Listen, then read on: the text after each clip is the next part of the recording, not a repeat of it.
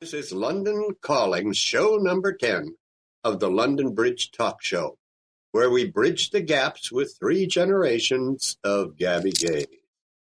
And bridging those generation gaps are your hosts, Sean Chandler, Donny Winter, and myself, Ace Lundon. As the elder at 80, I usually take the podia, but I'm going to kind of be a mouse in the corner, I think, today because I'm actually feeling 80.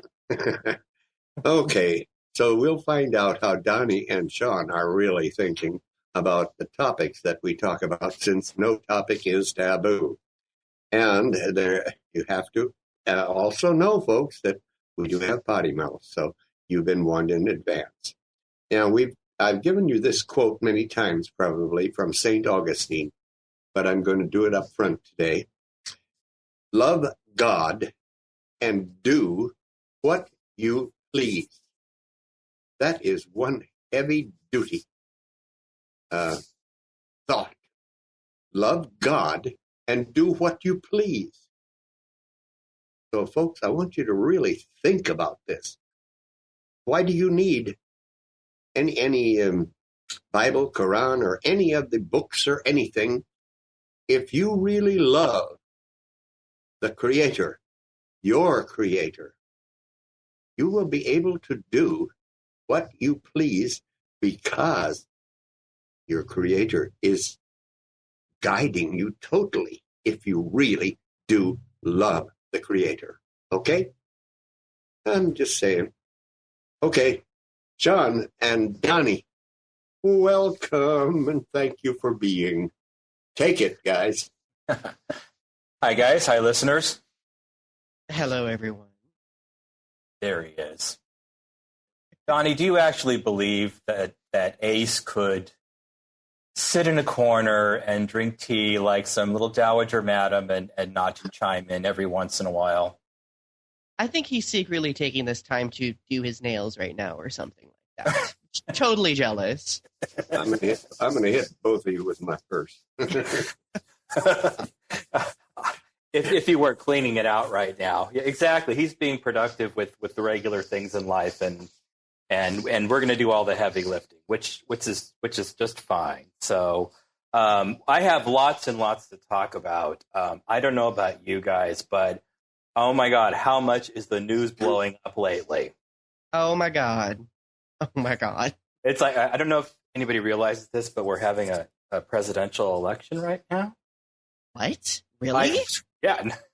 No kidding, right? It's the presidential primary. Where have I been?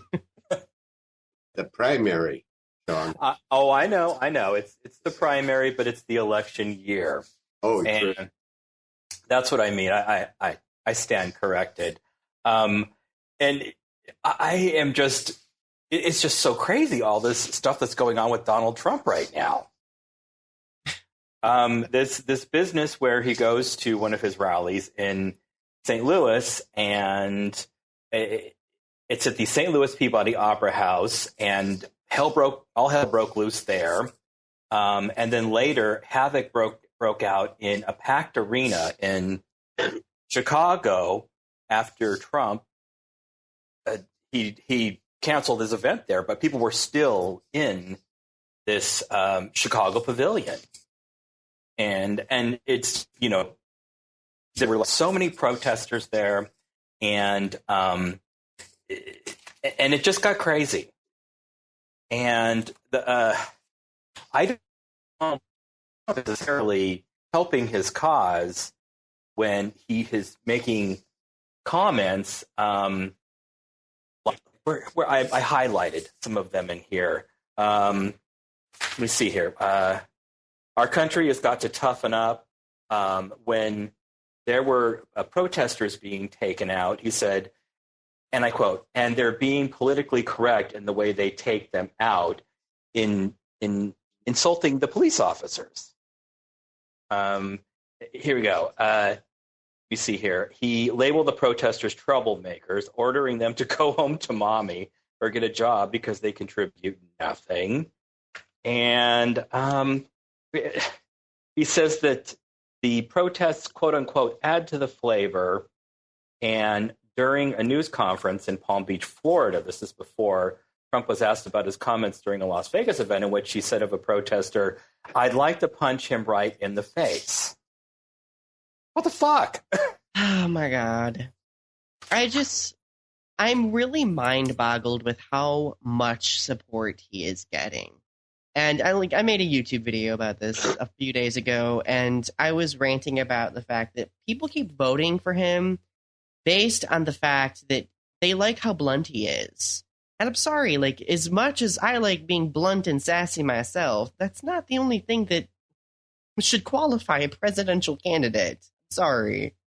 So to me, and this may anger a lot of Donald Trump supporters, but I sincerely believe that a lot of people have like this veil over their eyes and they aren't seeing through his very deceptive rhetoric, and they're just being manipulated. Well, I think personally that he is he's bringing the businessman to the campaign. I watched the first couple seasons of The Apprentice. This was like, I don't know, 10, 12 years ago when it first appeared on TV. And he is an empire. And people call him Mr. Trump at all times. I watched this TV show because I like watch a lot of documentaries and stuff, but there was this TV show where they featured his airplane, the Trump, and everything that goes into it. And you could just tell that people who work for him, like, they have the fear of God in them. They uber respect him. That's what he has. But President of the you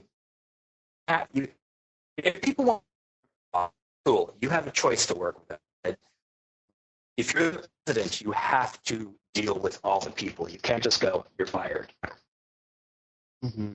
You know what I mean? It's Yeah, I definitely know what you mean. it's not good. And in addition to that, I don't know if you saw on the news, but there was some guy who was at the rally, and his name was John McGraw, and this guy totally like sucker punched one of the Trump protesters. Did you see that, you guys? Oh, yeah, I saw that.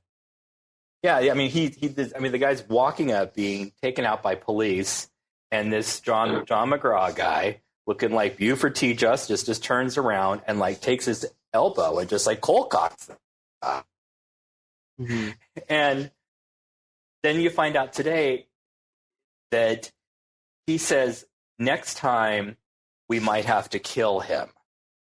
That's the quote that got out. Actually, that was on the 11th. Guys, I'm going to interrupt. I have come to the conclusion that the verbiage in this election is really garbage. The verbiage is garbage. Boy, it's incredible. Just incredible. I've never heard anything like it in 80 years. And I started out, presidential stuff with I Like Ike and Truman and such way back when. And I followed, and Taft was, I supported Taft from Ohio back then too. He'd make it, but so I've never seen anything like it. Nothing. And I have no idea where it's headed, Sean. Normally you think you do, but I have no idea. It could be one of the biggest disasters in many, many years that we are going to end up living through. And it's all because of one man's inability to, his ability to say what he thinks without scripts, which is how we work, It's called flying by the seat of your pants. The best evangelists in the world don't have scripts, and he doesn't have a script, but he also doesn't have the ability to evidently censor himself. Well, that and we're podcast co-hosts. We're not running for the president of the United States. The president of the United States. Speak for yourself, Sean.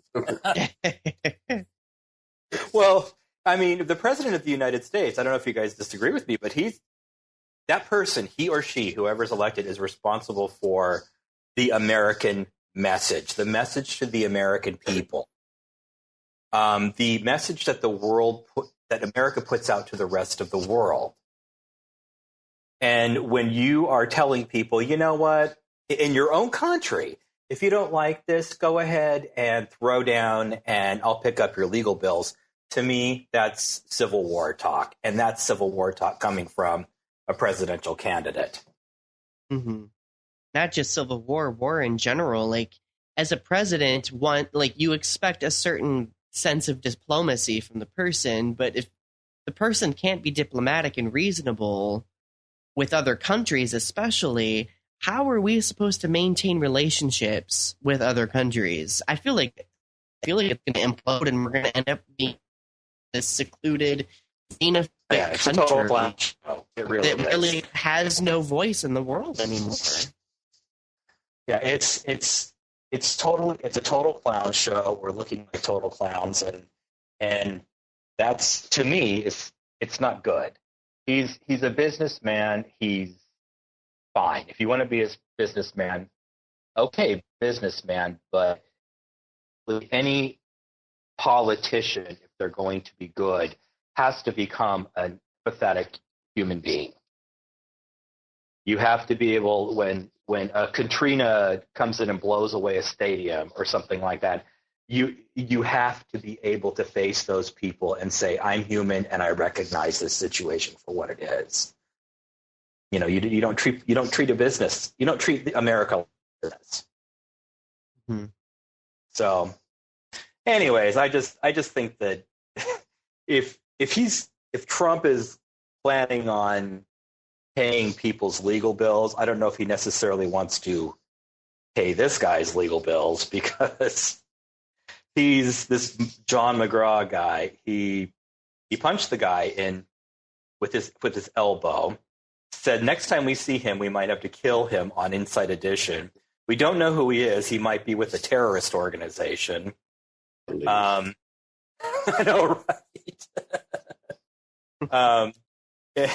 And he's got a ponytail, and nothing against men with ponytails, and a cowboy hat. And after he sat back down, his seatmates congratulated him on the punch.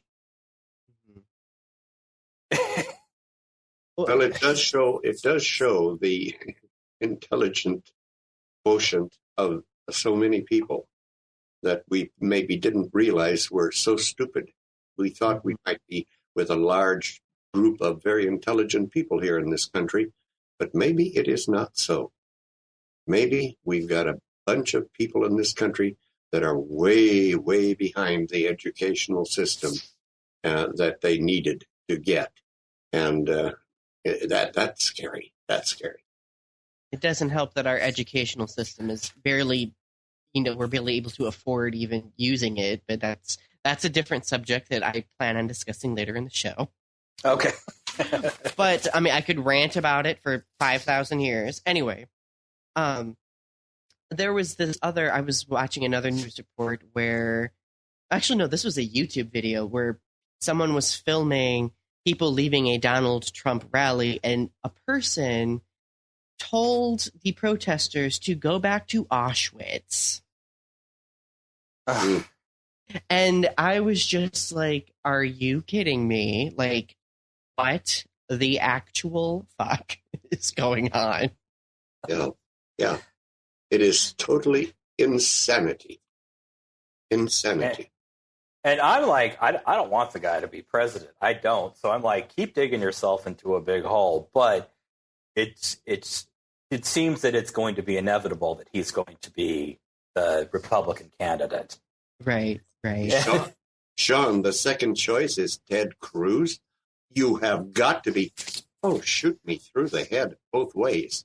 Ted Cruz. Well, I actually found myself sort of like not like barely identifying with both Cruz and Ted Cruz and Marco Rubio when they were saying this shit's got to stop in our party. Mm.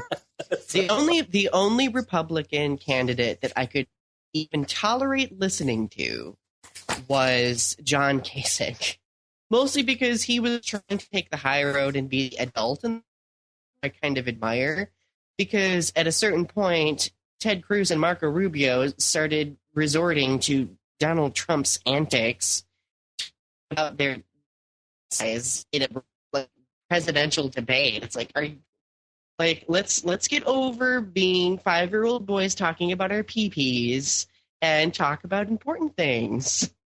Come on. I know the shows. Oh God, I just looked at never Donny, never negate the importance of tea, however. Right. That's clearly going to affect the country's future, right? Hey, Gorbachev, or whatever your name is, Putin. Mine bigger than yours. Oh, brother. Oh God, can you imagine him in a pissing contest with Putin? Oh God. Well, they're both a little queenie. Oh my The God. ego is. I don't. It just boggles me. If they really wanted queens, they should talk to us. Right? And see, here's the thing. I understand that Donald Trump's rhetoric is triggering a lot of people have. And, it's totally understandable. People are angry. People are angry with not having a job. People are angry with a whole variety of things. But Trump seems to focus largely on political correctness. And, and I can understand why people are getting irritated over political correctness, but here is my stance on the whole political correctness thing. To me, we have gotten to a point in our culture where we aren't afraid of not expressing ourselves. Like, we openly express ourselves. We openly express when something bothers us because we've spent hundreds of years keeping ourselves silent and just going with the flow, regardless whether or not it's hurting us. But now people are getting to the point where they're like, oh, well, people who get offended over things or people who disagree with things are just being entitled and privileged, and they're being too whiny. And I'm like, we've been working to this point for a long time. Like, we have nobody but our but prior generations before this to blame, because we've been gradually working up to this point. So I find Donald Trump's argument against political correctness to be completely baffling and completely ridiculous. It's clearly just a means to rile people up, even though he's not really providing any specific examples or providing any basis for anything. Don't you guys think that the basis of everything, though, with regard to political correctness, is that we have learned how to lie. And instead of telling the truth, we lie a lot. And if you get down to the real basic, for instance, I went to get a bite to eat. And she says to me, how are you feeling today? I said, shitty. She said, really? I said, yes. Well, that's truthful. And I says, absolutely. It is that simple. And most of us will say, oh, I'm fine. But we're not fine. So we lie. And one lie, another lie, until finally all the political correctness thing is just out the window. I always political correctness being other people and what they've been. Granted, I can understand where you're coming from. Sometimes, in order to be quote unquote politically correct, we adjust our, discussion points or our communication and tailor it to another person's, stances. But I really feel like also political correctness just stems from having a greater understanding of other people too. Well, we need to start listening to each other a little bit more. Yes. It's so many people are just talking. You know, sometimes, I mean, I occasionally, well, I've been to AA meetings. I go to AA meetings as part of my treatment for alcoholism, but they have a saying, and it's take the cotton out of your ears and stick it in your mouth. Good one. Yeah, and that's what a lot of people need to do. Just shut up and listen. It is okay to listen to the other side. You don't have to accept it. And maybe it's and if we had that sort of a behavioral philosophy, then maybe people would be more truthful and feel more comfortable being less politically correct. And because there's an element out there that doesn't really want to be politically correct. And don't you guys think politically correct really sort of lies on both sides of the continuum, liberal and conservative? Oh, sure. Yeah. Oh yeah, definitely. You know, I'm always afraid that I'm going to piss off somebody that I know, because I have a lot of liberal friends on Facebook, and I'm like, if I put this on here, so-and-so is going to be pissed. Yeah. You know? You shouldn't have to worry about that. You know? Well, yeah, we shouldn't, but we do. I also have conservative people on my Facebook page because I have family members and you know, and nobody really knows exactly what everybody's thinking. Ever. Although, if I can segue into, I don't know if you guys have any ass chaps, but I have a major ass chap for this show. Okay. Someone who absolutely is obviously not being politically correct at all, and that's Caitlyn Jenner. Oh my God. Let me put down my tiara for a second. Okay. Oh no, girl, you put that tiara on. I want to hear what you have to say. I am so done with Caitlyn Jenner's bullshit. I'm just going to come right out there and say it. Recently, she made some comment about, what was it? I posted it on my Facebook page the other day. She believes that Hillary Clinton is going to do more harm to women than good, and that Donald Trump, I think she said, was better for women. And in my mind, I'm like, this is coming out of the mouth of a person who has criticized other transgender people, who has criticized the LGBTQ community as a whole, and who has basically utilized her identity in order to accumulate more exposure. And you're telling me that your opinion matters? Like, really? Damn. Well, Ace, the princess hath spoke. Doth the Grand Dame have anything to say about Caitlyn Jenner? Well, I tell you, I wouldn't want to be in Caitlyn Jenner's shoes, her spikes for love nor money. That is, first of all. I think any of the transgender people that have they're living their lives, they're rough. It's rough. And what they do with their lives, that is up to them, of course. But you know, I tell you, Caitlyn has. First of all, she's a Republican. I'm a Republican. Hell, I'm a Republican. I don't wear spikes though. But you know, she's digging her own grave, so to speak. And where it's going to end up, I don't know. In what cemetery? But that's what happens. We are what we have been becoming. And she is making choices now with regard to her transgenderism and with regard to her political stuff. So I won't criticize her outside of the fact that I wish that she would stop and think, really stop and think. You know, it's like that thing with St. Augustine, you know, love God, do what you please. Well, I don't know that Caitlyn loves God. And so she's doing what she pleases. without any godliness coming forth. Mm-hmm. And like for a while, I've wanted to make a video about her right now, because originally when she came out and then made her transition, I was super supportive of her, and I thought it would be a very positive thing. But to me, like in my eyes, if a person wants to be an activist, they need to maintain their convictions and their stances on things, or at least provide some reasonable explanation as to why a person may change their stance on something.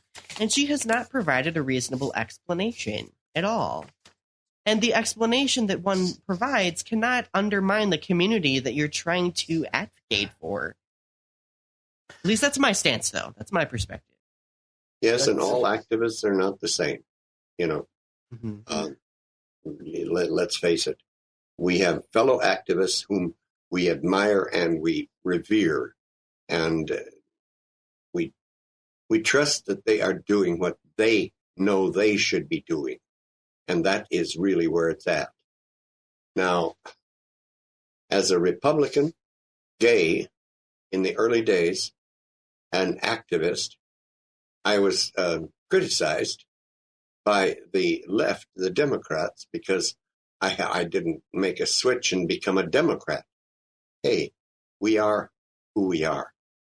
And I can be a Republican activist as well as a Democratic activist. My activism will probably be the same no matter what my label is. So we have to get over the idea of these silly labels and just be the activists that we need to be. Okay, I get that. I do. There's a balance, but she's kind of really talking out of both sides of her mouth with the things that she's saying. On top of that, there's sort of an ignorance. And I don't know if it's because she was a Kardashian for so long or what. I know that she wasn't actually a legal Kardashian, but she was with them for a long time. But she is actually advocating to be Ted Cruz's trans ambassador, as if he probably ever wanted one. Ted Cruz hates gays. I don't care what anyone says. He is a born-again Bible thumper. They do not like gays. So good luck, Caitlin. Well, she says, and this is from a profile in The Advocate, I like Ted Cruz. I think he's very conservative and a great constitutionalist and a very articulate man. I haven't endorsed him or anything like that, but I also think he's an evangelical Christian, like you just said, and probably one of the worst ones when it comes to trans issues. And then she turns around and she says this. And just let me know if you guys are thinking the way I'm thinking. But let me just read this really quickly. I get it. The Democrats are better when it comes to these types of social issues. I understand that. So why Republicans? Number one, if we don't have a country, we don't have trans issues. We need jobs. We need a vibrant economy. I want every trans person to have a job. With $19 trillion in debt and it keeps going up, we're spending money we don't have. Eventually, it's going to end, and I don't want to see that. Socialism did not build this country. Capitalism did. Free enterprise. The people built it, and they need to be given the opportunity to build it back up. Okay, what's wrong with this picture? So essentially, you can't have an identity if you don't have a country. That's what she's saying. Yeah, that's not the conclusion I'm coming. My mind is going back to the last time we had a Republican president. But go on with your thought, Donny, please. Well, to say that if we don't have a job, that means or a country with capitalism means that we can't have trans issues. That's completely invalidating the entire community that she's trying to represent. Because there are many transgendered people across the world who don't have a specific national identity that they connect with, but they still have an identity. Anyway, Sean, go to what you were going to say. I gravitated to that point. No, that's a really good point, and it's a good point from your perspective as a mid-20s something gay guy. Because what I'm remembering, and I know Ace remembers it, is we got we had a Democrat president who inherited the worst recession since the Great Depression, and huge, staggering unemployment, businesses falling apart, and our Democrat president, who she is kind of like riling up against here, is the one who brought down that staggering unemployment and tempered that financial chaos created by a Republican president. So to say something like this is really just kind of like the height of ignorance. Now, I know, she has to always talk because she's got a show. She's always on interviews. She's got to fill all that air. But, I mean, am I wrong in making that observation? No, you're not wrong at all. And see, the thing is, a lot of other people like her do this. They sit here and they sweep the problems that George W. Bush created under the rug. Like, oh, that they didn't exist. People were just blowing those out of proportion. And I'm just like, so you're going to just sit here and ignore all of that? Okay, that's fine. Yeah. That, just so you know, that all happened. That wasn't a horrible nightmare that we all had. And the Democrat president is what pulled us out of that. You know what I would love to see? No Democrat, no Republican, no socialist, no title on anyone. So when a news person went to interview you, they would ask you questions and you would have to answer your personal thoughts rather than the thoughts of the party that you supposedly are tagged with. Oh, yeah, we're so divisive here. Well, I think poor Obama. I mean, I'm a Republican, and I have seen bigotry and hatred, etc., over the years. But boy, the idea of a black president has gotten into the crotch of the Republican Party people to the point where they show their hatred. They show their hatred, their bigotry, by not allowing him to have anything decent happen during the time of his term. And that is totally incorrect. We should not be doing that. But the Republican Party is doing it. And that shows the bigotry of the party. Ooh, Mama has spoken. And I think on that note, we're going to I'm passing the baton of our commercials for our great sponsors and people that help us out over to Donny Winter. So everyone give Donny an ear. Ace, you go gargle with salt water or something like that. I shall.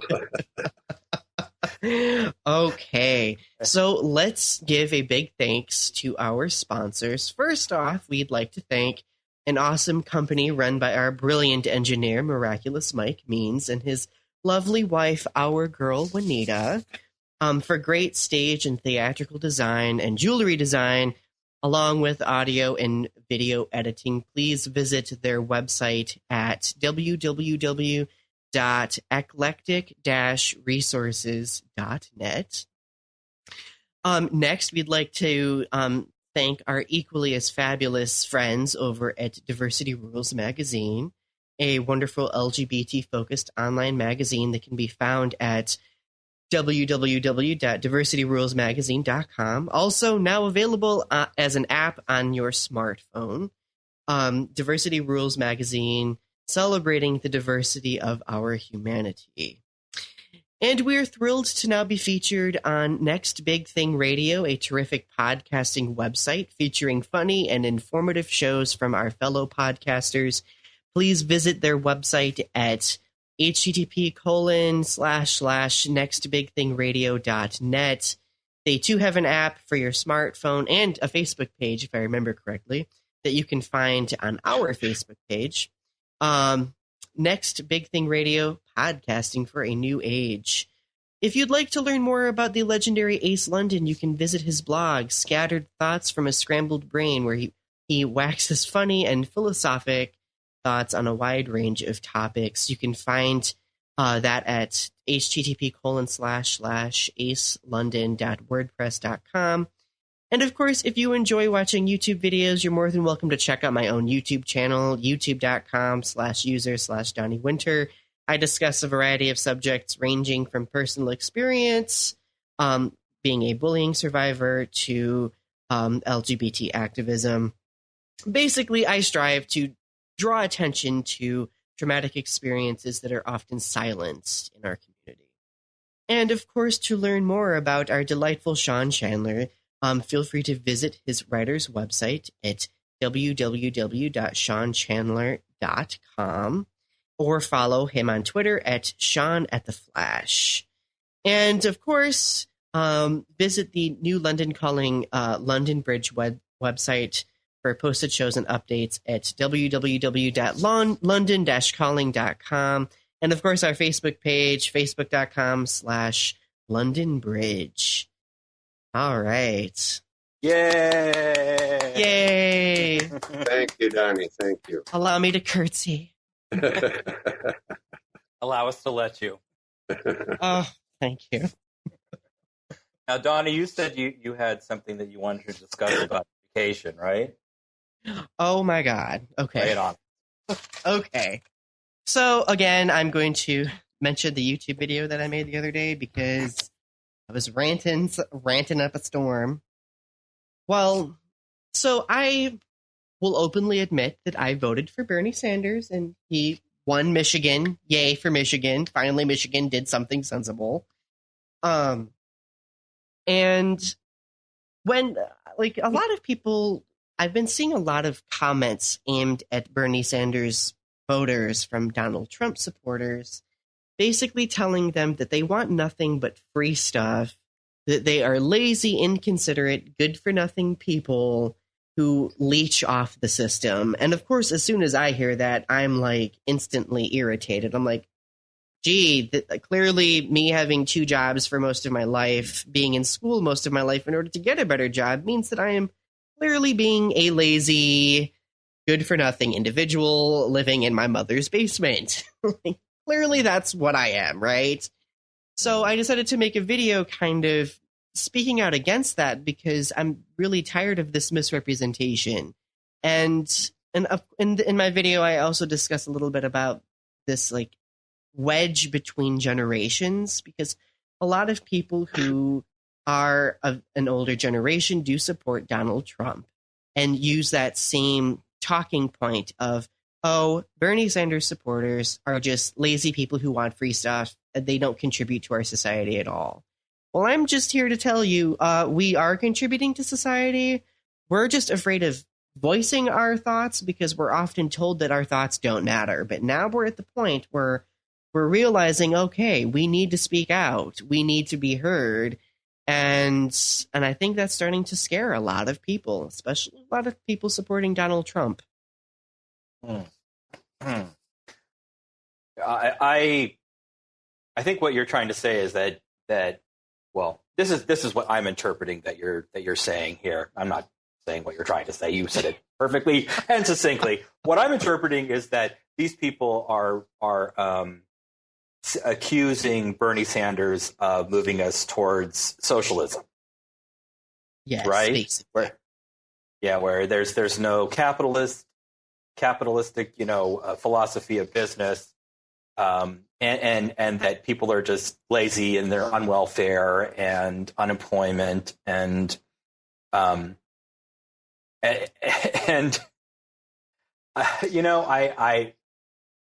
from my point of view, I have a business and I have paid a fucking fortune in taxes because of this business.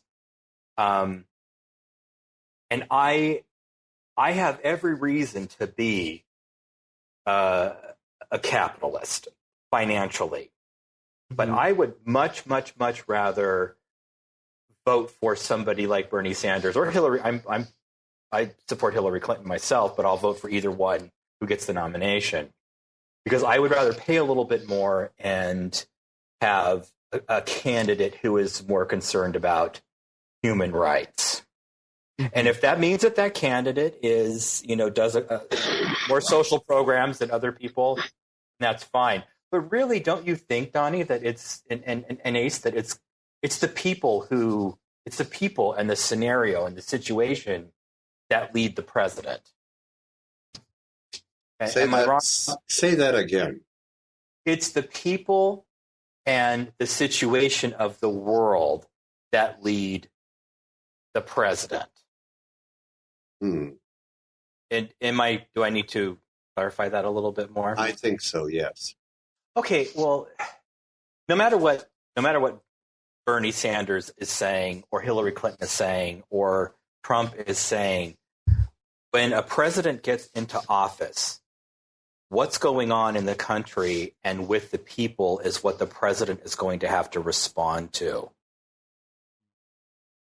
Okay. So, I tell you, I did not vote for Obama both times, but I did vote for him once, and I can't remember which one it was. But when he came into office and found that he had a Democratic Senate, et cetera, and he did not take advantage of that, I said to myself, oh my God, this man is so damn young. What are we doing? You know, he missed the boat. Mm-hmm. Now, when we come to, because I when you're 80, what do? You spend a lot of time thinking and such. And I'm thinking into this election time, do I want a Republican? Do I want a Democrat? Do I want a socialist? Oh my God, a socialist? Where did this come from? Anyway, Bernie is a socialist. Well, go ahead, Ace, sorry. And I'm not sure, as much as I enjoy Bernie Sanders, I'm not sure that if he were to be elected president, that he could pull off the idea of changing a nation from being a democratic republic into a socialistic nation. I don't know that that's possible. So I am saying, wow. Well, here is the thing with the word socialism. A lot of people have this paranoia about the word because when they think socialism, they think like Soviet Union socialism.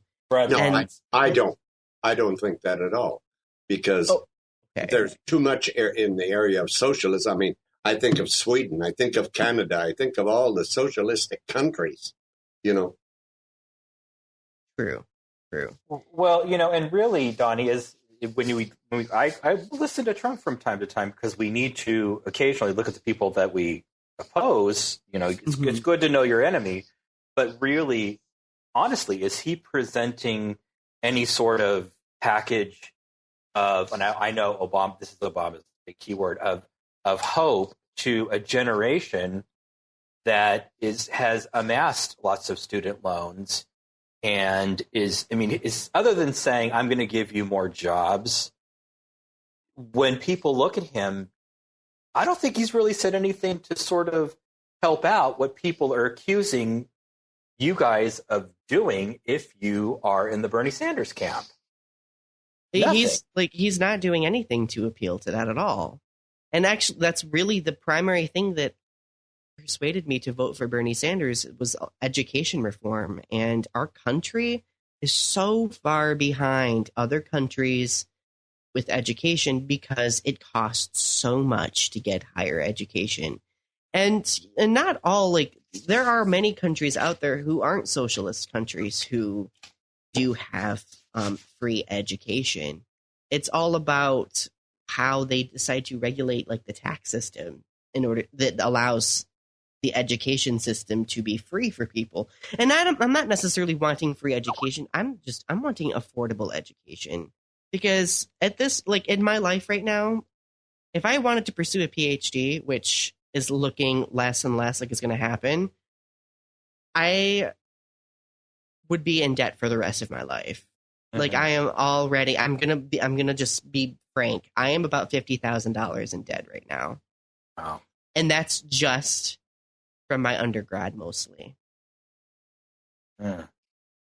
And that really sucks. It does. And see, people like Donald Trump would say, well, just get a job or get 2 jobs or get more than 1 job. Like, you'll be fine. Your You'll age, survive. Your age group, Donny, let's face it, your age group has always been known to have 1, 2, or maybe 3 jobs just to exist. And you're still continuing to do that. That seems to be the way it is with the 20, 30-year-old group, you know? Yeah. Oh yeah, and get connected. Get connected. How do I say this? Any presidential candidate needs to sit down and talk with people of your generation that are trying to go to college or have graduated from college and realize that these jobs that they're getting aren't necessarily what they went to college for. So not only do you have this gigantic debt, you're not necessarily doing what you wanted to do to begin with. That's got to be very bad for your morale. It is. And the fact that there is this person presenting this message saying that we do need education reform and we are going to tax Wall Street in order to do it, like, that really feels empowering to me, because to me, it seems like it is that top 1% that's hogging all of the money in our country. I mean, I'm not saying that they haven't earned it and that they haven't worked for it either, but I know there are those out there who have utilized their abilities to unfairly accumulate that money as well, or illegally even. That brings up the idea that Mr. Trump, is a billionaire, etc. Yes, he is a billionaire. And in the primary situation, he has spent his own money. When it comes to the point, if he wins the primary, that he's going to have to go into the general election, his billions are not enough. He's got X number of billions of dollars. But the majority of his billions of dollars are tied up in business things. So he can't actually spend his own money anymore because it's beyond what he has.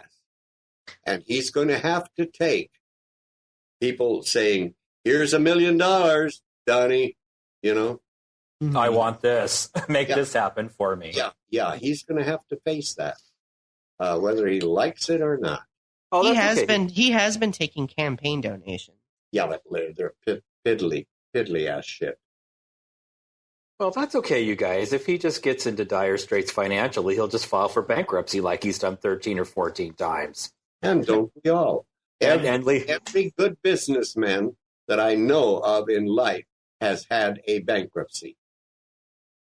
Well, okay, but they're not trying to be the president of the United States, unless I'm ignorant of a presidential candidate who's done that. But my business has been the victim of a large company filing for bankruptcy, and it left us in a very, very difficult position. All those vendors that weren't paid under him 13, 14 times, it's just like, oh, well, I'm in a bad place.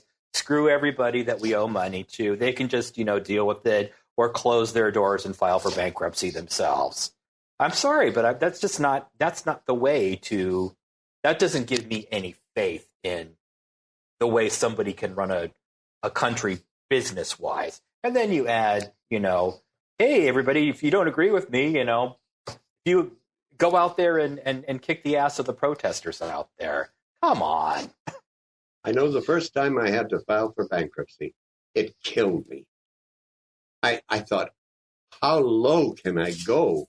I'm filing for bankruptcy. Oh, my God. That's a rough thing to do for people that have any sense of conscience about them, and yet I had to. And then I realized that I should have probably done it earlier, which really pissed me off. Well, you try, and you can only, to file for bankruptcy, the bankruptcy court will only allow you to do it if they examine your finances and see that really you do have way more debts than you have assets. So, yeah. Well, let's say, so we've talked about Bernie, we've talked about Trump. Let's put Hillary Clinton in the hot seat, since this is obviously the election. Oh, Lord help us. I have struggled with the Hillary thing, believe me, Sean. I mean, I am a supporter of women's rights, et cetera, et cetera. And yet I look at Hillary Clinton and I'm saying, do I end up voting for Hillary Clinton for president? Oh my God, what's wrong with me if I do? Or what's right with me if I do? I haven't come to the conclusion yet.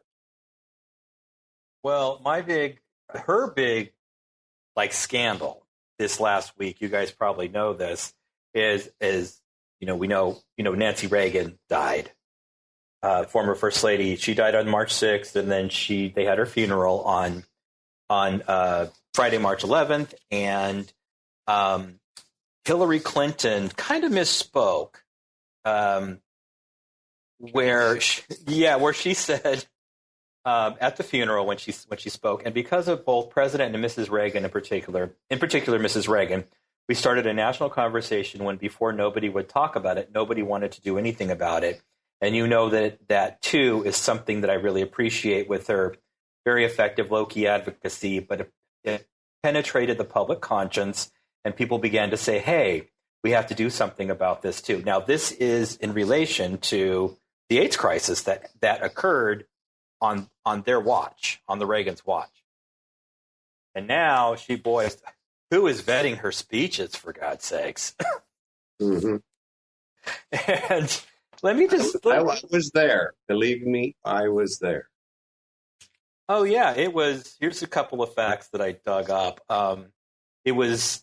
Reagan was president for nearly 5 years before he said the word AIDS in public, nearly 7 before he gave a speech on a health crisis that would go on to kill more than 650,000 Americans and stigmatize even more. Then Rock Hudson, who was friends with Nancy Reagan, reached out to her when he was dying. I think he was in Paris, dying, and he wanted to get some sort of a controversial new treatment for it. And he had to have some sort of permission from the president, and they didn't do it because they didn't want to appear to be that politically involved with it. There's so much more to this as well. Dr. Marcus Conant said that he wrote a letter. This is a guy who was a clinical professor of dermatology emeritus at UC San Francisco, one of the first physicians to diagnose and treat AIDS.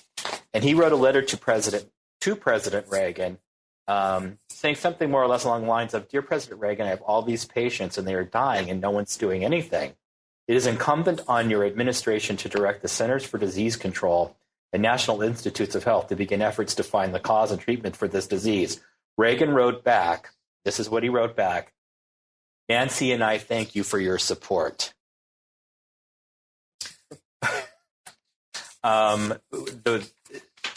So I know, Ace, I know you were there. I was there too.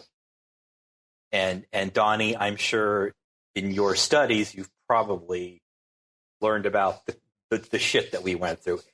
Ace, you went through it firsthand. I went through it fearing. I went through it just annihilating my sex life as a teenager and my identity and fearing it for so long. And I know that it was just such a stigma for the Reagan presidency. It really was. Yes, it was. They just didn't want to get involved. And eventually Nancy Reagan turned her tone around when we got into the 2000s. But so anyways, Hillary, back to Hillary, she apologized right away. She released a statement, said, while the Reagans were strong advocates for stem cell research and finding a cure for Alzheimer's disease, I misspoke about their record on HIV and AIDS. For that, I'm sorry. And that's what she put on Twitter, I think. And then this is what she said in a statement. Yesterday at Nancy Reagan's funeral, I said something inaccurate when speaking about the Reagans' record on HIV and AIDS. Since then, I heard from countless people who are devastated by the loss of friends and loved ones and hurt and disappointed by what I said. As someone who has lost friends and loved ones to AIDS, I understand why. I made a mistake, plain and simple. Now, the statement goes on a lot longer than that, and it's actually quite heartfelt. Now, This to me this shows no pass or A for effort. Do we give Hillary Clinton an A for effort or no pass? While you're thinking about it, she's covering her ass. Well, while you're thinking about it, I have to say, I don't know if you guys know who Larry Kramer is. Yes. Okay, he's an AIDS activist. He started ACT UP, which is the big, really, they were the ones who would go to churches and put fake blood on themselves and stuff like that to bring attention to AIDS. He wrote The Normal Heart, which is the movie that was with, Matt Bomer and Jim Parsons that came out, well, I think it was last year. He has forgiven her. So, do we give her an A for effort, or do we not give her a pass on this? I know Hillary tends to change. I'm willing to do this because there are politicians out there who wouldn't, like Donald Trump would never apologize at all. Like, True. I feel like she at least made an effort to acknowledge the fact that she made a mistake. It's very hard to admit, especially in an election year, that you made a mistake. So I'm willing to give her an A. I am also, Donny. However, I may not vote for her, but I'm willing to give her an A for effort. I'm going to give her an A for effort too, only because of the fact that I'm going to vote for her. But if she is the candidate, and I think that she tried to make an apology. She did it right away, and so I think I give her an A for effort too. But just so everyone knows, we don't just put, we put liberal presidential female candidates on the hot seat for no pass, A for effort, right?